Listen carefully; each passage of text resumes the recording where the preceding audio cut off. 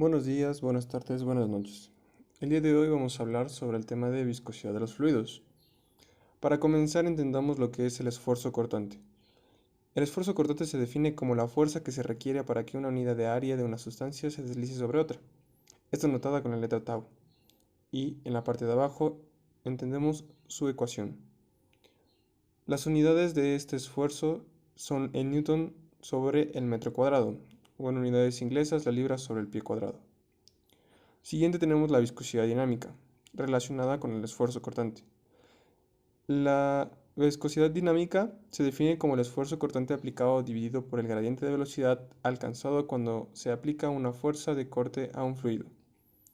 La viscosidad varía mucho entre los fluidos, entendiendo abajo su ecuación, dándonos que la viscosidad dinámica es igual a el esfuerzo cortante sobre la velocidad, el gradiente de velocidad, perdón, dándonos unidades de newton por segundo sobre metro cuadrado. Siguiente tenemos la viscosidad cinemática relacionada con la viscosidad dinámica. Esta se define como una medida de la resistencia interna de un fluido bajo esfuerzos gravitacionales, dándonos abajo la fórmula que es igual a la viscosidad dinámica sobre la densidad, dándonos unidades de metro cuadrado sobre segundo. Ahora vamos con lo que son los fluidos newtonianos. Un fluido newtoniano es un fluido cuya viscosidad puede considerarse constante. Los fluidos newtonianos son uno de los fluidos más sencillos, y en la curva que se muestra la relación entre el esfuerzo contra su velocidad de deformación es lineal, como tenemos en la imagen del lado derecho. Los fluidos no newtonianos es un tipo intermedio entre fluido y sólido, dependiendo de sus condiciones de temperatura y tensión cortante. Así no tendrá una viscosidad única, sino que dependerá de las fuerzas que impacten sobre él.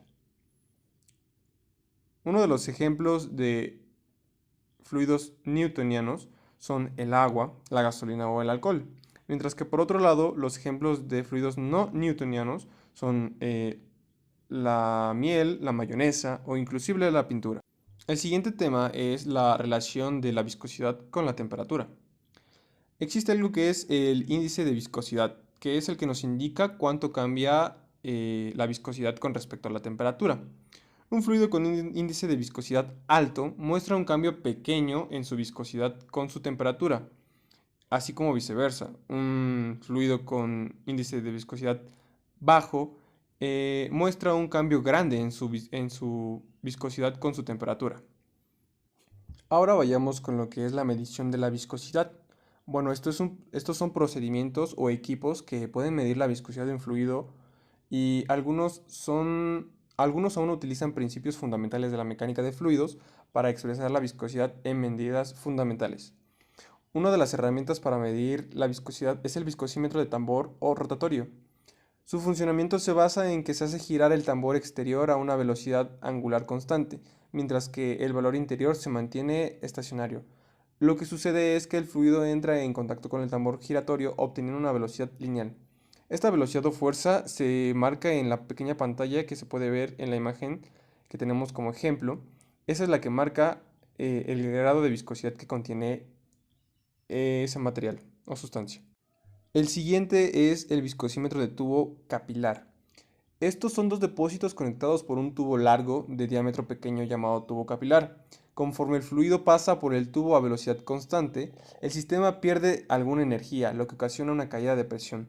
Aquí entendemos que para lograr conocer la viscosidad de un fluido es la utilización de la presión. Ahí tenemos la imagen de los dos tubos, depósitos, y tenemos la fórmula para lograr conocer su viscosidad. El siguiente es el viscosímetro de vidrio capilar estándar calibrado. Este viscosímetro es un instrumento que se utiliza para medir la viscosidad de un líquido mediante la medición de cuánto tarda el líquido en fluir a través de un tubo de diámetro pequeño o capilar.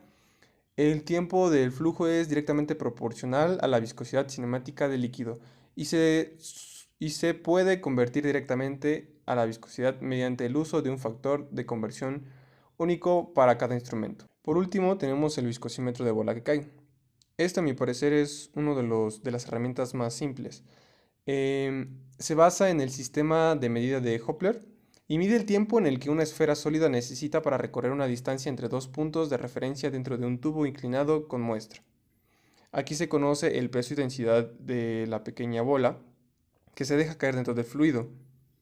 Y los resultados obtenidos se determinan como viscosidad dinámica en unidades de medida estandarizadas en el sistema internacional. Bueno, eso es todo por hoy. Muchas gracias por su atención.